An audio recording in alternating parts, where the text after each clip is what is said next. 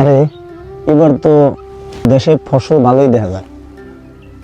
হ্যাঁ ভালো, হ্যাঁ ভালোই হয়েছে মোটামুটি, খারাপ না।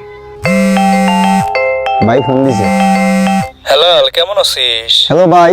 কথা কিছু আসে না কেন? Hello hello hello hello. কই আছিস তুই? মায়ের ফোনটা দে।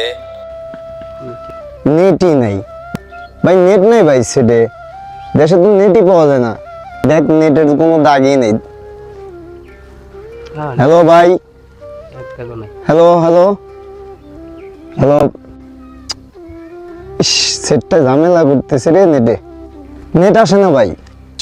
সারা দেশে 5G, এ জায়গা তো 2G পায় না। আমার শহরে তো 2G পায় না, চৌহালি সিরাজগঞ্জে খালি কয় 5G। হ্যালো হ্যালো, আব্বা শুনতে পাচ্ছাও? শুনতে পাইছে? ও শুনতে পাইতেছে না? হ্যালো হ্যালো তুমি খেতে কোন তাই না কেন খাইবা না না, হ্যালো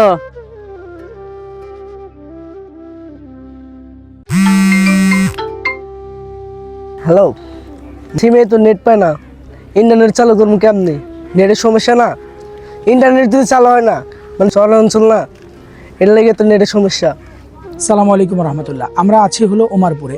ওমারপুরের মানুষের সবচেয়ে বড় দুঃখ এবং কষ্ট হলো এখানকার মানুষজন মোবাইল ফোনে কথা বলতে পারে না। তাদের প্রিয়জনরা যারা ঢাকা থাকে বা অন্য জেলা বা বিভিন্ন দেশে থাকে, তাদের সাথে যে আরামে কথা বলবে ঘরে বসে, এই সুযোগটা তাদের নেই। কারণ এই এলাকায় এখন পর্যন্ত কোনো মোবাইলের টাওয়ার নেই। বাংলালিংক বলেন, গ্রামীণ বলেন, রবি বলেন, কোনো কোম্পানি নেই। এবং রাষ্ট্রীয় যে প্রতিষ্ঠানটা আছে টেলিটক, সেই টেলিটক কোম্পানিরও এখানে মোবাইলের টাওয়ার নেই। এজন্য এরা অনেক দুঃখে এবং কষ্টে আছে। তাদের প্রিয়জনদের সাথে তারা সময় মতো কথা বলতে পারছে না।